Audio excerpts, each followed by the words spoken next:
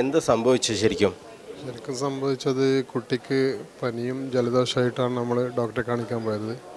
അപ്പോൾ ഡോക്ടറെ കാണിച്ച് ഡോക്ടർ മരുന്ന് കുറിച്ച് തന്ന് അത് നമ്മൾ മെഡിക്കൽ ഷോപ്പിൽ പോയി അവിടെ കൊടുത്ത് അവർ മരുന്ന് തന്ന് നമ്മളത് വാങ്ങി വീട്ടിലേക്ക് പോയി. വീട്ടിലേക്ക് പോയതിന് ശേഷം നമ്മൾ കുട്ടിക്ക് ഫസ്റ്റ് ഡോസ് കൊടുത്ത്.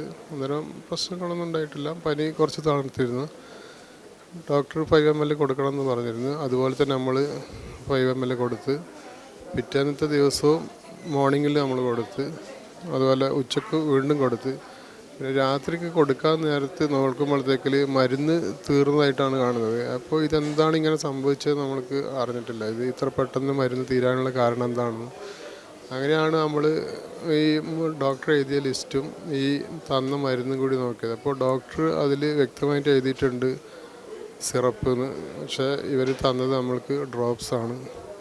അങ്ങനെ പിറ്റേന്ന് രാവിലെ തന്നെ നമ്മൾ അതും കൊണ്ട് ഡോക്ടറെ അടുത്തേക്ക് പോയി. അപ്പോൾ ഡോക്ടർ ഇത് കണ്ടപാടെ നമ്മളോട് പറഞ്ഞു, ഇത് ഞാൻ എഴുതിയ മരുന്ന് ഇതല്ല, ഞാൻ എഴുതിയത് സിറപ്പാണ്, നിങ്ങൾക്ക് തന്നത് ഡ്രോപ്സാണ്. ഡ്രോപ്സ് ആകുമ്പോൾ അത് ഓവർ ഡോസാണ്, അത് കുട്ടീൻ്റെ ലിവറിനെ നന്നായിട്ട് ബാധിക്കും, ഓവർ ഡോസായിട്ടുള്ളതാണ്. അതുകൊണ്ട് നിങ്ങൾ അത്രയും പെട്ടെന്ന് പോയിട്ട് ലിവർ ടെസ്റ്റ് എടുക്കണം എന്ന് പറഞ്ഞ് നമ്മൾ ലാബിൽ പോയി ടെസ്റ്റ് എടുത്ത്. ആ ടെസ്റ്റ് റിപ്പോർട്ട് 1 മണിക്കൂറിന് ശേഷം കിട്ടി. അതിൽ കൂടുതലായിട്ടാണ് കാണിച്ചത്. അത് നമ്മൾ ഡോക്ടറെ കാണിച്ചപ്പോൾ ഡോക്ടർ പറഞ്ഞു ഇതൊക്കെ കൂടുതലാണ്, നിങ്ങൾ അത്രയും പെട്ടെന്ന് നല്ലൊരു ചികിത്സ തേടി പോകണം എന്ന് പറഞ്ഞിട്ട് ഡോക്ടർ ഇവിടെ ഉള്ള നന്ദകുമാർ സാറിനെ വിളിച്ച് ഡോക്ടർ പറഞ്ഞു ഇങ്ങോട്ട് വന്നതെന്ന് പറഞ്ഞു.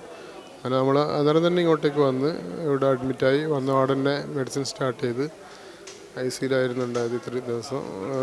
ഇന്ന് ഈ സമയം വരെ മെഡിസിൻ കയറിക്കൊണ്ടിരിക്കുകയാണ്. അപ്പോൾ 24 മണിക്കൂർ കഴിഞ്ഞ് തിങ്കളാഴ്ച രാത്രിക്കാണ് നമ്മൾ ഇവിടെ എത്തുന്നത്. 24 മണിക്കൂർ കഴിഞ്ഞതിന് ശേഷം നമുക്ക് ഒരു ടെസ്റ്റ് എടുക്കുക, അതിൽ റിസൾട്ട് എങ്ങനെയാണെന്ന് നോക്കാമെന്ന്. അങ്ങനെ ബുധനാഴ്ച രാവിലെ ടെസ്റ്റ് എടുത്തപ്പോൾ അത് ആദ്യം ചെയ്തപ്പോൾ 1.5 ഉണ്ടായിരുന്നത്. പിന്നെ അത് 2.9 എത്തി, ഓവർ ഡോസ് ആയി പോയിരുന്നു പറഞ്ഞു. അത് 2.9 ആകുമ്പം നമ്മുടെ ലിവറിനെ നല്ലോണം ബാധിച്ചു എന്നാണ് അതിൻ്റെ ഇതെന്ന് പറഞ്ഞ്. അപ്പോൾ അടുത്ത സ്റ്റേജ് ഇനിയിപ്പം ട്രാൻസ്പ്ലാന്റേഷൻ അങ്ങനെയുള്ളതാണ്, മാറ്റിവെക്കലൊക്കെയാണ്. ഇനിയും കൂടാൻ ചാൻസ് എങ്കിൽ ചിലപ്പം തലച്ചോറ് വരെ ഡാമേജ് ആകുന്ന ആ ഒരു സിറ്റുവേഷനിലാണ് പോകുന്നതെന്ന് പറഞ്ഞു. അങ്ങനെ ഇവിടെ തന്നെയുള്ള ലിവറിൻ്റെ ഡോക്ടറെയും കൂടി ഒന്ന് നമുക്ക് കൺസൾട്ട് ചെയ്യാമെന്ന് പറഞ്ഞിട്ട് അങ്ങനെ ആ ഡോക്ടറെയും വന്ന് ആ ഡോക്ടറെ നോക്കി. ഡോക്ടർ പറഞ്ഞ് നമ്മൾക്ക് ഒരു ടെസ്റ്റും കൂടി എടുക്കുക ഫൈനലായിട്ട്, അതിൽ എന്തെങ്കിലും വ്യത്യാസം വരികയാണെങ്കിൽ നമുക്ക് ആശങ്ക ഒരു വകയുണ്ടെന്ന് പറഞ്ഞിട്ട് അങ്ങനെയാണ് നമ്മൾ വീണ്ടും ഒരു ടെസ്റ്റും കൂടി ഉച്ചയ്ക്ക് ശേഷം വീണ്ടും എടുത്ത്. അപ്പോൾ അതിൽ കുറവാണ് കാണിച്ചത്. അപ്പോൾ ഡോക്ടർ പറഞ്ഞ് ഇത് കുറയുന്നുണ്ട്, നമുക്ക് ഏതായാലും ഈ മരുന്ന് തന്നെ കണ്ടിന്യൂ ചെയ്യാം, എന്നിട്ട് നാളെ രാവിലെയും കൂടി ഒരു ടെസ്റ്റ് എടുത്തിട്ട് ആ റിപ്പോർട്ടും കൂടി നോക്കാം, എന്നിട്ട് ബാക്കി കാര്യങ്ങൾ നമുക്ക് തീരുമാനിക്കാമെന്ന് പറഞ്ഞു. അങ്ങനെ ഇന്ന് രാവിലെ ഇപ്പം വീണ്ടും ടെസ്റ്റ് ചെയ്ത് അതിലും നോർമലായിട്ട് തന്നെയാണ് ഉള്ളത്. അതുകൊണ്ട് പേടിക്കാനില്ല എന്നാണ് ഇപ്പം ഡോക്ടേഴ്സ് ഒക്കെ പറഞ്ഞിട്ടുള്ളത്. ഈ എവിടുന്ന പഴയങ്ങാടി തന്നെയാണോ നിങ്ങൾ മരുന്ന് വാങ്ങിയത്? എവിടുന്ന? പഴയങ്ങാടി ഖദീജ മെഡിക്കൽസാണ് നമ്മൾ മരുന്ന് വാങ്ങിച്ചത്. അവിടെ മരുന്ന് ഇല്ലാതെ മാറി തന്നതാണോ അല്ല അവർക്ക് മാറിപ്പോയതാണോ?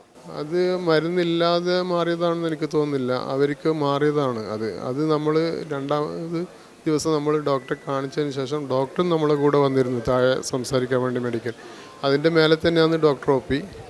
ആ സെയിം ബിൽഡിങ്ങിൽ കുറച്ച് അപ്പുറം മാറിയിട്ടാണ്. അപ്പോൾ ഡോക്ടറും താഴേക്ക് വന്ന് നമ്മളോട് സംസാരിച്ച് മെഡിക്കൽ ഷോപ്പിൽ അവരും സംസാരിച്ചപ്പോൾ അവർ പറഞ്ഞു അത് ട്രെയിനിങ് സ്റ്റാഫാണ് കൊടുത്തത്, നമ്മൾ ശ്രദ്ധിച്ചിട്ടില്ല എന്നാണ് അവരെ ഭാഗത്തുനിന്നുണ്ടായ റെസ്പോണ്ട്.